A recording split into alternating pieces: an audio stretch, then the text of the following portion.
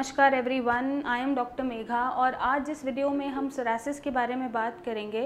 Basically psoriasis अब तक clear नहीं है पेशेंट्स को इतनी वीडियो देखने के बाद भी कि होता क्या है या ये ट्रिगर क्यों हो जाता है या किसी भी स्टेज ऑफ लाइफ पे सोरासिस क्यों होता है, क्योंकि ये पैदा होने के साथ साथ बच्चों में भी पाया जाता है, मिडिल एज में भी पाया जाता है, एडल्ट्स में भी पाया जाता है और एक ओल्ड एज में भी पाया जाता है। तो बेसिकली ऐसा क्या हो रहा है जो आपको सोरासिस बन रहा है या सोरासिस डेवलप हो रहा है, ये वीडियो में जानेंगे। साथ साथ कुछ टिप्स देखेंगे जो आपको स्कैल्प सोरासिस में रिलीफ देगा, जो आपको स्कैल्प पे खुजली, जलन ये सब होता रहता है उसमें आराम देगा।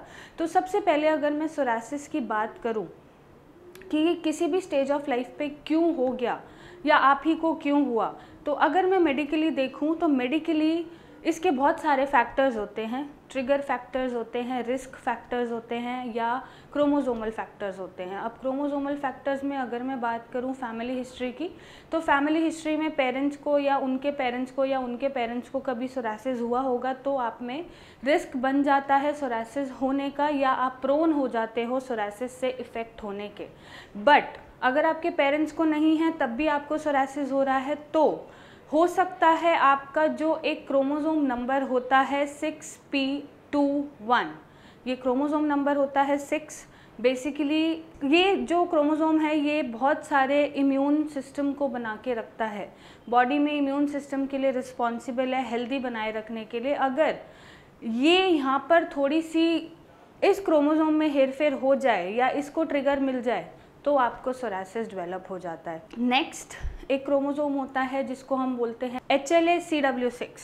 अब ये क्रोमोसोम का अगर अर्ली ऑनसेट हो जाए, एक टाइम से पहले ये वर्क करने लग जाए या हाइपर एक्टिविटी दिखाने लग जाए या ऑनसेट जल्दी कर दे तो भी आपको सोरासिस डेवलप हो जाता है। अगर आपके पेरेंट्स को सोरासिस नहीं हुआ है तो या फैमिली में सोरासिस नहीं आया है तो। अब ये तो हुआ क्रोमोसोमल लेवल पे बात। नेक्स्ट इसके रिस्क फैक्टर्स क्या होते हैं। ऑब्वियसली बहुत बार हमने बात करी है लाइफस्टाइल, बहुत एक्सेसिव अल्कोहल इनटेक करना, स्मोकिंग इनटेक करना, बाहर का खाना खाते रहना, डेली चिकन मटन खाना या स्ट्रेस रहना, खान पान अच्छा ना होना, नींद पूरी ना होना, तो ये फैक्टर्स भी आपको लाइफ में ट्रिगर कर जाते हैं सोरासिस से इफ़ेक्ट होने के लिए और आपके ये क्रोमोसोम्स का अर्ली ऑनसेट हो जाता है, हाइपर एक्टिविटी हो जाती है जिससे आपको सोरासिस जैसी बीमारी डेवलप हो जाती है। चाहे आपके फैमिली में सोरासिस है या नहीं है, आपको क्या करना है उससे बचने के लिए अपना लाइफस्टाइल ठीक रखना है और स्ट्रेस फ्री रहना है। हर किसी की लाइफ में स्ट्रेस होता है और ये जो क्रोमोसोम्स हैं ये स्ट्रेस से ट्रिगर होते हैं, इनका अर्ली ऑनसेट हो जाता है। तो आपको स्ट्रेस फ्री रहना है, आपको बिल्कुल टेंशन नहीं लेना, इजी गोइंग रहना है। सबके पास स्ट्रेस है, मेरे पास भी बहुत स्ट्रेस है, पर्सनल प्रोफेशनल, बट उस स्ट्रेस को अपनी बॉडी को इफ़ेक्ट मत होने दीजिए। अपना लाइफस्टाइल ठीक रखिए, एक्सेसिव अल्कोहल इंटेक मत करिए, एक्सेसिव स्मोकिंग मत करिए, बाहर का खाना डेली मत खाइए, पैक्ड फूड डेली मत खाइए, स्पाइसेस इतने ज़्यादा मत खाइए, नॉनवेज फूड इतना ज़्यादा मत खाइए लेकिन इतना मत खाइए कि ये क्रोमोसोम ट्रिगर हो जाएं और आपको सोरासिस जैसी बीमारी डेवलप हो जाए, क्योंकि सोरासिस एक स्किन डिसऑर्डर से बहुत ज़्यादा है। उसका पेन, उसकी सफरिंग सोशली मेंटली बहुत ज़्यादा है। तो आपको लड़ना है उससे और बीट करना है और उस पर विजयी पानी है। अब अगर मैं बात करूँ स्कैल्प सोरासिस से रिलीफ के बारे में, तो स्कैल्प सोरासिस से रिलीफ आप कैसे ले सकते हैं। आप टी ट्री ऑयल अप्लाई करके ले सकते हैं। टी ट्री आप जैसे मालिश करते हैं, टी ट्री को आप कोकोनट ऑयल के साथ मिक्स कर लीजिए। आप इन दोनों को मिक्स करके रात में आप सर में लगा के छोड़ सकते हैं और इचिंग और बर्निंग में रिलीफ पा सकते हैं, फ्लेक्स भी झड़ने कम हो सकते हैं। नेक्स्ट आप ओटमील का इंटेक भी कर सकते हैं और उसको सर में लगा भी सकते हैं। ये दोनों तरीके से फ़ायदेमंद होगा। इंटेक करने से भी इचिंग और बर्निंग में रिलीफ देगा और लगाने से भी स्कैल्प सोरासिस के जो फ्लेक्स हैं, जो पैचेस बन रहे हैं, उसमें भी आराम देगा। नेक्स्ट आप एप्पल सिडार विनेगर से वॉश कर सकते हैं अपना सर। ज़्यादा नहीं लेना, थोड़ी सी क्वांटिटी में लेके सिंपल आप वॉश कर सकते हैं उसको 10-15 मिनट के लिए सर पे छोड़ के, उससे भी आपकी इचिंग, जलन सब ठीक होगा।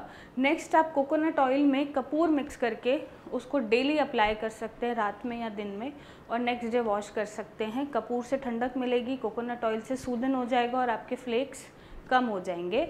और क्योंकि सोरासिस एक अंदर से जनरेट होने वाली बीमारी है तो उसको बाहर से अप्लाई करके, चीज़ों को अप्लाई करके उस पर हम उससे टेम्परेरीली राहत पा सकते हैं, इचिंग जलन से राहत पा सकते हैं, लेकिन ठीक ये अंदर से करना पड़ेगा। आपकी इम्यूनिटी को स्ट्रॉन्ग करना पड़ेगा, ये जो ट्रिगर होता है क्रोमोसोम पे इनको ठीक करना पड़ेगा, और ये बीमारी अंदर से परमानेंटली ठीक करनी पड़ती है।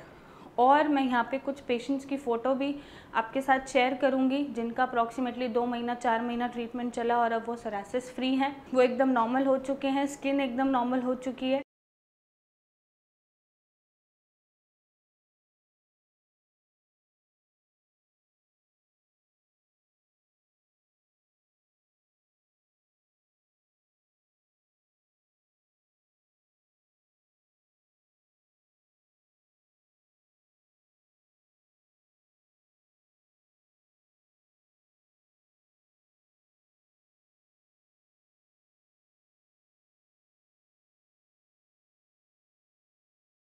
तो सोरासिस से लड़ा जा सकता है और इसको ठीक किया जा सकता है, लेकिन आप जितना स्ट्रेस में रहेंगे, जितना कोलाइटिस और कॉन्स्टिपेशन के साथ रहेंगे, उतनी ये बीमारी बढ़ती है।